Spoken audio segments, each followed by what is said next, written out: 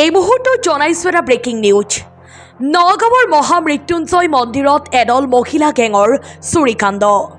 ভক্তৰ mobile money bag চুৰিত নামি পৰিছে এদল মহিলা গেং। মন্দিৰ পৰিদৰ্শন কৰাৰ চলেৰে ভক্তৰ সামগ্ৰী চুৰি কৰে এই মহিলা গেঙে। শাওনৰ মাহত মহামৃত্যুঞ্জয় মন্দিৰত ভক্তৰ ভিৰৰ সুবিধা গ্ৰহণ কৰিছে এইসকল মহিলা গেঙে। বহিৰাজ্যৰ এইসকল মহিলাৰ কাণ্ডত মন্দিৰ দৰ্শন কৰিবলৈ অহা ভক্তসকল এতিয়া বিপদত পৰিছে। নগাঁৱৰ পুৰণিগুদাম আৰক্ষীয়ে ইতিমধ্যে এই ঘটনাৰ তদন্ত আৰম্ভ কৰিছে। নিৰপেক্ষ তদন্ততহে প্ৰকৃত তথ্য উদ্ঘাটন হ'ব। মহামৃত্যুঞ্জয় মন্দিৰত যিহেতু এতিয়া শাওন মাহত খুব বেছি ভিৰ এটা হৈ আছে, যোৱা সোমবাৰে আমি বিভিন্নজনৰ মুখৰ পৰা গম পালোঁ যে ইয়াত প্ৰায় 13টামান মোবাইল 4টা আৰু মানি পাৰ্চ এনেকৈ চুৰ হৈছে। তাৰপৰা সন্দেহবশতঃ আমি বহুত টাইট কৰিলোঁ।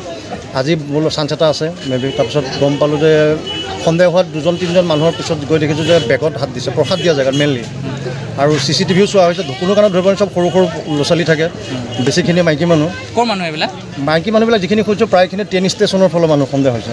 মানে অসমৰ নহয় মানুহবিলাক? অসমৰে বুলিয়ে কয়, কিন্তু তেওঁলোক ক'ত একচুৱেল ঘৰ নকয়। কি ভাষা কৰি আছে? হিন্দী ভাষাই কৈ আছে, কিন্তু তেওঁলোক এজনে ক'লে চাপৰ মুখত, কোনোবা কিছু শিলচৰৰ ফালে, মানে বাহিৰৰ পৰা বাহিৰৰ মানুহ। তেওঁলোকক আমি ধৰিলোঁ, ধৰি পেলাই সন্দেহ মানে চকুত যেতিয়া দেখিছোঁ ধৰা, তেতিয়া সৰু বাচ্চাকেইটা ধৰি আনি ধমকি চমকি দি গেটতে বহাই ৰাখিলোঁ। তাৰ পুলিচক ইনফৰ্মেশ্যন দিলোঁ। পুলিচে ক'লে গোটেই পাৰ্টিটো দেখিছে, গোটেইখিনি পাৰ্টিকে ৰাখি দিয়ে। সেইমতে ধৰি আনি এতিয়া বৰ্তমান গেটত ৰাখিলোঁ। তাৰপৰা পুলিচে যিখিনি প্ৰাৰম্ভিক তদন্ত কৰিব, তাৰ ভিতৰত বেগ উদ্ধাৰ হৈছে বেলেগ জেগাত। সিহঁতে পেলোৱা আমি দেখি পেলাই সন্দেহ কৰি তাত বেগ চেক কৰিলোঁ। 3টা বেগ ৰিকভাৰ হৈছে, কিন্তু বেগকেইটাত পইচা নাই। তাৰ বস্তুখিনি আছে, যিখিনি পান কাৰ্ড, আধাৰ কাৰ্ড, ATM এইবিলাক আছে, কিন্তু পইচা তাত নাই। মাইকী মানুহ নহয় এইবিলাক? চব মাইকী মানুহ, মাইকী আৰু বাচ্চা বিশেষকৈ। আৰু সেইটো কাৰণে পটককৈ কিবা এটা সন্দেহো কৰিব নাই যে তেওঁলোকে বুলি। মন্দিৰৰ ভিতৰত চাকি ঘৰত, মন্দিৰৰ যিখিনি জেগা ওপৰত এণ্ট্ৰি হোৱা জেগাখিনিত, আৰু এক্সিট যিখিনি জেগাত আছে প্ৰসাদ লোৱা জেগাখিনি মেইনলি 3টা টাৰ্গেটত পৰা তেওঁলোকে কৰি আছে। আৰু ওপৰত এটা কাম কৰিছে, যিখিনি মানুহ ফটো উঠে, মোবাইল পাৰ্টছ বা এনেকৈ থৈ পেলাই মোবাইলটো লৈ ফটো উঠে, কাষৰ পৰা বেগটো লৈ দৌৰ লয়, মানুহে গম নাপায় সেইখিনি সময়ত যে বেগটো আছে নাই কাষত। যেতিয়া হেৰাই তেতিয়াহে ওলায়।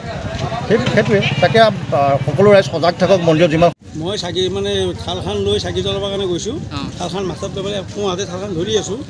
বাওঁহাতে দি মই চাইডৰ মানুহজনক মই অকণমান চাইড কৰি দি মই বহিব ওলাইছোঁ। বহি চাকি জ্বলাইছোঁ। চাকি জ্বলাই আকৌ থালখন লৈ মন্দিৰ ভিতৰত সোমাইছোঁ। তাত যেতিয়া মই দান বাটত পইচা দিব বেগ বিচাৰোঁ, তেতিয়া মোৰ হাতত মোৰ পকেটত 5খন নাই। 3,300 টকা আছিলে। 500 টকা আছিলে 6খন, 100 টকা 2খন, 50 টকা 2টা।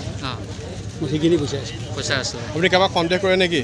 সন্দেহ এজনী মাইকী মানুহ মোৰ চাইডত খাৰা হৈ আছে, কিন্তু সেই মাইকীজনী আছে এতিয়া ধৰি আনিছে চিকিউৰিটি। মইতো গম নাপাওঁ তাই যে কামটো কৰিব বুলি। চব বহিৰাজ্যৰ? বহিৰাজ্যৰ।